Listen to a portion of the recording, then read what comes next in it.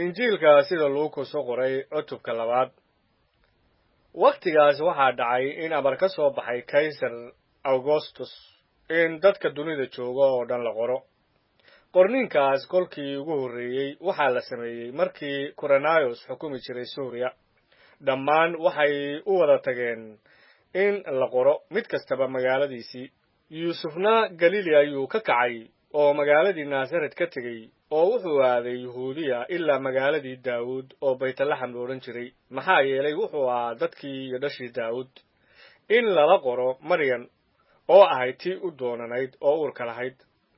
waxaa dhacay kolkay halkaas joogeen in maalmihii ay umuli lahayd dhammaadeen waxayna umushay wiilkeedii curadka ahaa markaasay mara ku duuduubtay oo qabaal ku jiifisay waayo meel ay ku hoydaan ayay hudheelkii ka waayeen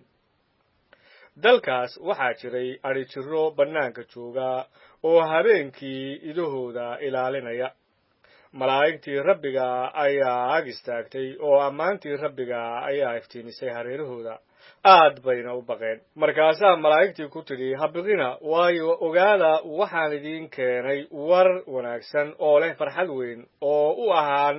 dadka oo dhan waayo maanta waxaa magaalada Daawud idinku dhashay badbaadiye oo ah Masiixa Rabbiga ah oo waxaa calaamo idiin ahaan tan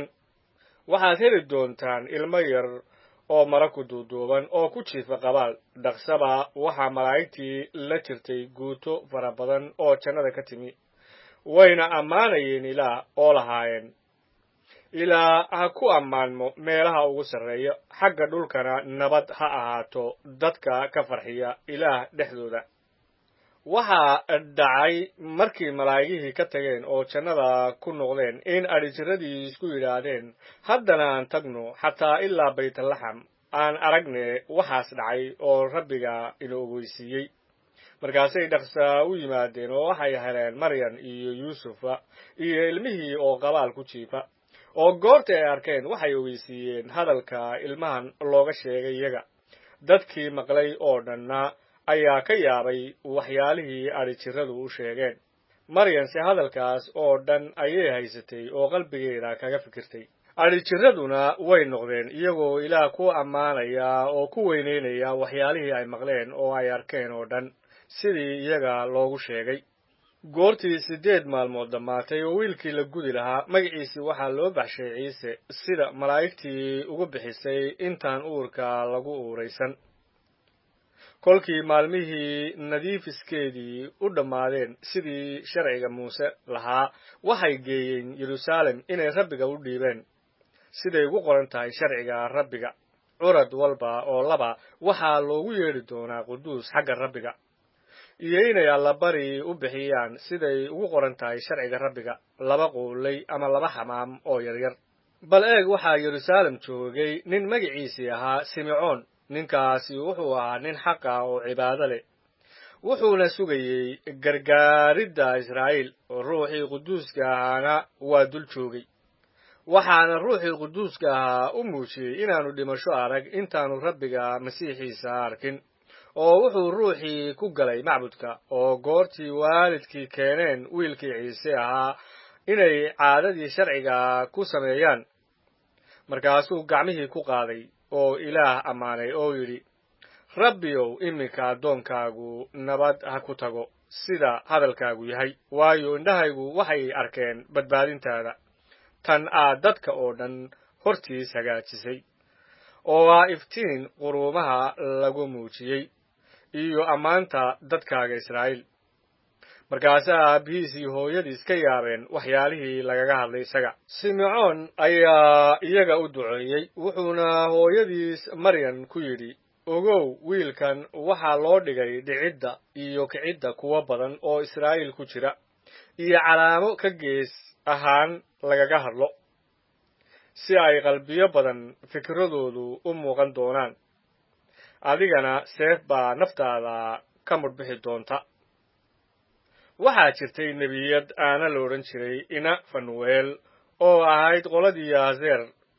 wayna daaweyneed nin bayna la jirtay 7 sannadood bikrinimadeedii dabadeed waxayna ahayd carmal xataa 84 sannadood macbudkana kama ay tegin laakiin ilaah ayay soon iyo salaad habeen iyo maalinba ku caabudaysay saacaddaas qudheeda ayay soo gashay oo ilaah u mahadnaqday oo kuwa furashada Yeruusaalem sugayay oo dhan ayay xaggiisa kala hadashay goortay wax walba dhameeyeen sida sharciga Rabbigu leeyahay waxay ku noqdeen Galiili ilaa magaaladoodii Naasaret wiilkii ayaa koray oo taal weynaaday waxaana ka buuxsantay xigmad ilaah nimcadiisuna way dul joogtay sanad walba waalidkiisii waxay Yeruusaalem u tagi jireen iidii kormaridda goortuu 12 sannadood jiray ayay aadeen sidii caadadii iidu ahayd goortay maalmihii dhammaysteen oo ay noqonayeen ayaa Ciise wiilkii ahaa ku hadhay Yeruusaalem waalidkiisuna ma ogeyn laakiin iyagoo u malaynaya inuu dadka la socdo ayay maalin sii socdeen markaasay ka dhex doondooneen xigaalkooda iyo kuwa isbarteen oo markay heli waayeen ayay Yeruusaalem ku noqdeen oo ka doondooneen waxaa noqotay 3 maalmood dabadeed inay macbudka ka heleen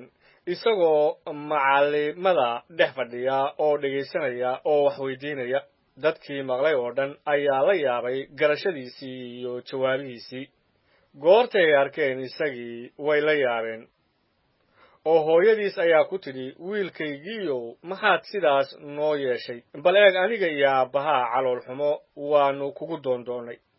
markaasuu wuxuu ku yidhi maxaad ii doondoonayseen miyaanad ogeyn inay igu waajib tahay inaan danta aabbahay ku jeedo laakiin way garan waayeen hadalkuu kula hadlay kolkaasuu raacay oo Naasaret tegey wuuna ka dambeeyey iyaga laakiinse hooyadiis hadalkaas oo dhan qalbigeeda ayay ku haysatay ciisena wuxuu ku koray xigmad iyo dherer iyo nimco ilaah